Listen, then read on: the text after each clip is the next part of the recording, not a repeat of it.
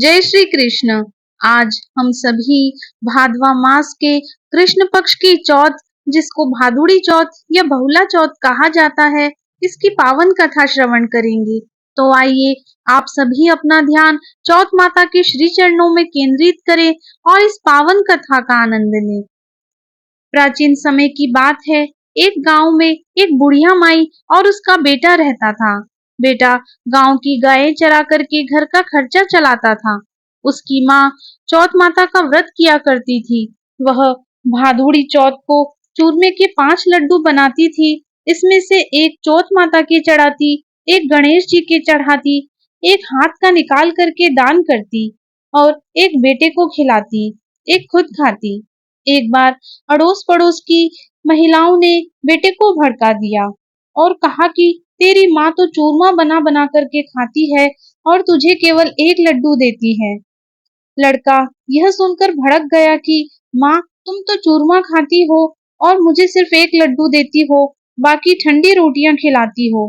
उसने माँ से कहा कि ठंडी रोटी खाकर मेरे से गायें नहीं चराई जाती है, इसलिए तुम चौथ का व्रत करना छोड़ दो।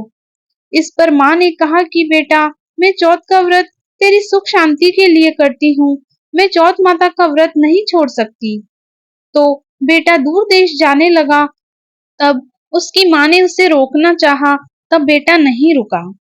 तब माँ ने कहा कि बेटा, यदि तू जाना ही चाहता है तो जा, परंतु यह चौथ माता की आंखें अपने साथ रख ले।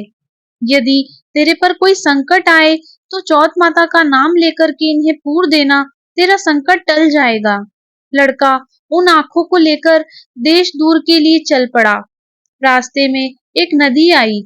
उसे पार करने का कोई साधन नहीं था। तब उसे अपनी माँ की बात याद आई और उसने आंखें निकाल करके चौथ माता का नाम लेकर के पूर दिए। तब चौथ माता की कृपा से नदी का पानी दोनों तरफ बट करके रास्ता निकल गया। आगे उसे एक भयंकर जंगल से गुजरना पड़ा और वह वहां भी रास्ता भटक गया। उसने वहां पर भी आंखें पूर कर कहा कि हे चौथ माता, तू सच्ची है तो मुझे रास्ता दिखा। इतना कहते ही उसे रास्ता मिल गया। आगे चल करके वह एक गांव में पहुंचा। उस गांव के राजा के यहाँ रोजाना बर्तनों का एक अहाव पकता था, जिसमें एक आदमी की बलि दी जाती थी। वह लड़का एक बुढ़िया के घर के पास पहुंचा। तब उसने देखा कि बुढ़िया रो रही है। लड़के ने बुढ़िया से पूछा, तुम्हें क्या हुआ है माई, तुम क्यों रो रही हो? तब बुढ़िया माई बोली कि मेरे एक ही बेटा है और कल राजा उसकी बलि चढ़ाएगा। इस पर बेटा बोला कि माँ, तुम घबराओ मत, तेरे बेटे के बदले मुझे भेज दे। तू मुझे भरपेट भोजन करा दे माँ। भोजन करके बुढ़िया माई ने अपने लड़के की जगह उसे सुला दिया। दूसरे दिन राजा का बुलावा आया तो बुढ़िया ने उस लड़के को भेज दिया। राजा के नौकर उसे ले जाकर के आहाव में चुनने लगे, तो वह आंखें पूर करके जल का कलश लेकर के बैठ गया और बोला कि हे चौथ माता, तुम मेरा संकट टालना। हाव चुन करके आग लगा दी गई। महीने भर में पकने वाली हाव एक ही दिन में पक गई। यह जानकर राजा को बड़ा अचरज हुआ। राजा खुद देखने के लिए आया और नौकरों को हाव के कलश उतारने को कहा। नौकर कलश उतारने लगे तो अंदर से आवाज आई, बर्तन धीरे धीरे उतारना। आवाज सुनकर सभी अचरज में पड़ गए।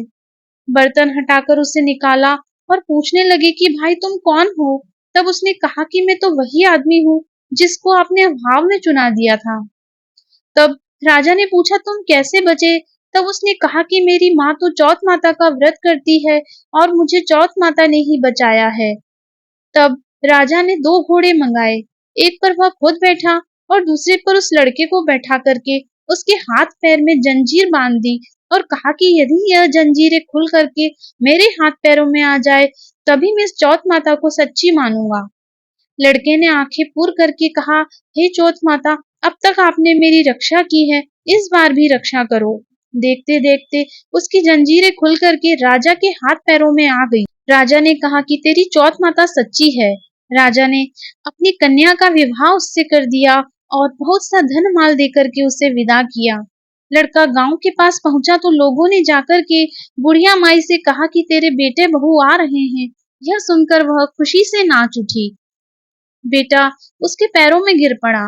बेटे ने कहा कि माँ, यह सब तेरी चौथ माता के व्रत का फल है। इसके बाद उसने सारे नगर में ढूंढी पिटवा दी कि सभी चौथ माता का व्रत व पूजन किया करें। राजा ने भी कहलवा दिया कि सभी चौथ माता का व्रत करें। हो सके तो 12 महीने की करें, नहीं तो 4 चौथ का व्रत अवश्य करें। बोलिए चौथ माता की जय। भादवा चौथ की दूसरी कथा।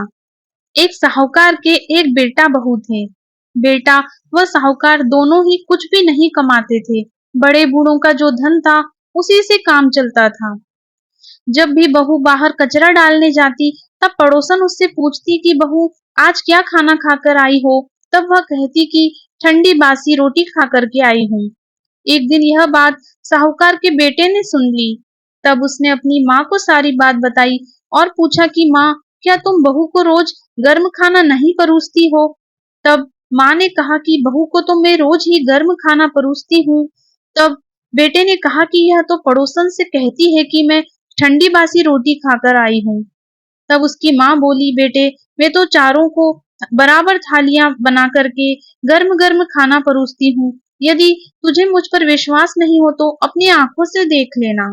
तब दूसरे दिन बेटे ने तबीयत खराब होने का बहाना बनाया और चादर ओढ़ करके लेट गया। उसने देखा बहू ने गरम खीर खांड का भोजन किया। बहू नीचे उतरी तो बेटे ने उसका पीछा किया। जब पड़ोसन ने बहू से पूछा कि आज क्या खाया, तब बहू ने वही बात दोहराई। तब उसका पति उठा और उससे कहने लगा कि अभी अभी तो तू गर्मा गर्म खाना खाकर के आई है और तूने पड़ोसन से झूठ क्यों कहा कि मैं ठंडी बासी रोटी खाकर आई हूँ। तब उसकी विद्वान पत्नी ने कहा कि यह न तो आपकी कमाई हुई रोटी है, न ही आपके पिताजी की कमाई की रोटी है। यदि इस तरह से बैठे बैठे धन को खर्च किया जाए तो कुएं के पानी की तरह एक दिन पूरा समाप्त हो जाएगा। तब उसका पति दूर देश कमाने के लिए चला गया। पीछे से उसकी पत्नी 12 महीने में चौथ का व्रत किया करती थी। उसको परदेश में रहते हुए 12 वर्ष बीत गए। चौथ माता व विनायक जी ने सोचा कि अब इसके पति को घर बुलाना चाहिए, नहीं तो हमें इस कलयुग में कौन मानेगा, कौन पूजेगा। चौथ माता लड़के के सपने में जाकर के बोली कि तू घर चला जा, तेरी पत्नी तुझे बहुत याद करती है। तब वह बोला कि मैं कैसे चला जाऊं, मेरे यहाँ बहुत बड़ा कारोबार फैला हुआ है। तब चौथ माता बोली कि सुबह एक दीपक जलाकर चौथ माता का नाम लेकर बैठ जाना, देने वाले दे जाएंगे और लेने वाले ले जाएंगे। उसने सुबह उठकर वैसा ही किया और उसका सारा कारोबार एक दिन में ही सिमट गया। जब वह घर जाने के लिए रवाना हुआ तो रास्ते में उसे एक सांप आग में जाता हुआ मिला। लड़के ने सोचा सांप जल जाएगा, तब उसने सांप को भगाने के लिए सिसकारी भरी। लेकिन तभी नागराज बोले, हे पापी दुष्टी, मैं तो सर्प योनि से मुक्त हो रहा था, लेकिन तूने मुझे सिसकार दिया, इसलिए मैं अब तुझको डसूंगा।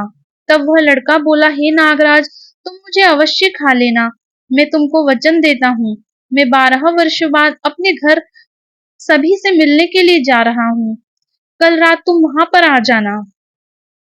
जब वह घर आया तो बहुत उदास था। पत्नी ने उदासी का कारण पूछा, पर उसने कुछ नहीं बताया। उसकी पत्नी बड़ी चतुर थी। उसने एक सीढ़ी पर दूध का कटोरा रख दिया, दूसरी पर बालू मिट्टी बिछा दी, तीसरी पर फूल माला बिखेर दी, चौथी पर इत्र छिड़क दिया, पांचवी पर मिठाई रख दी। इस तरह उसने सातों सीढ़ियां पर कुछ न कुछ रख दिया और दरवाजा खुला छोड़कर पलंग पर अपनी चोटी लटका करके सो गई। सांप आया, उसने सबसे पहले दूध पिया और बोला कि साहूकार के बेटे, तूने सुख तो बहुत दिया है, पर वचन का बंधा हूँ, इसलिए तुझे अवश्य डसूंगा। सातों सीढ़ियों पर उसने ऐसा ही कहा। जैसे ही वह उसको डसने लगा, चौथ माता और विनायक जी ढाल व तलवार बन गए और उस सांप के 4 टुकड़े कर दिए। पूंछ का एक टुकड़ा लकड़ी की जूती में जाकर के गिरा।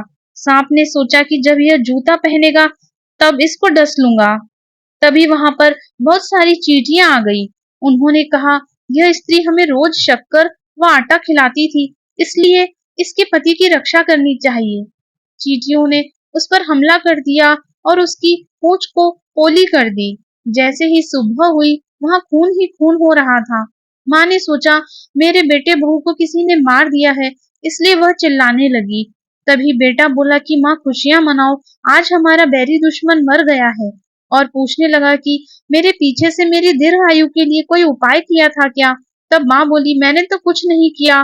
पत्नी से पूछने पर बोली कि मैं 12 महीने में चौथ माता का व्रत किया करती थी, इसलिए चौथ माता व विनायक जी ने हमारी सहायता की। तब सास माँ बोली कि यह झूठ बोलती है, रोज मैं इसे 4 बार रोटी देती थी, तब इसने चौथ का व्रत कैसे किया? तब बहू बोली कि एक बार मैं गाय को खिलाती, एक बार सफाई वाली को देती, एक बार जमीन में गाड़ देती और शाम का खाना मैं चंद्रमा को अर्घ देकर के खाती थी। यदि विश्वास न हो तो पूछ लो। तब गाय माता से पूछा तो वह हंसने लगी और पलाश के फूल मुंह से गिरने लगे। जमीन में खोदकर देखा तो रोटियों की जगह सोने के चक्कर हो गए। सफाई वाली से पूछा तो उसने भी हामी भर दी। हे चौथ माता, उसके पति की रक्षा हुई, वैसे सभी की करना, सभी की मनोकामना पूर्ण करना। बोलिए चौथ माता की जय। गणेश जी की कहानी। एक मेंढक व मेंढकी थे। मेंढकी के विनायक जी का नियम था। मेंढक चिढ़ता था और कहता था कि तू रोज रोज परपुरुष का नाम लेती है, अब कभी भी परपुरुष का नाम लिया तो तेरा सिर फोड़ दूंगा। विनायक जी ने सुना तब उन्हें बहुत क्रोध आया। वह बोलने लगे कि इन्हें तो पर्चा दिखाना ही पड़ेगा। थोड़ी देर में राजा की दासी आई और दोनों मेंढक मेंढकी को पकड़ कर के ले गई और हांडी में उबलने के लिए उन्हें चढ़ा दिया। जब उबलने लगा तब वह दोनों डरने लगे।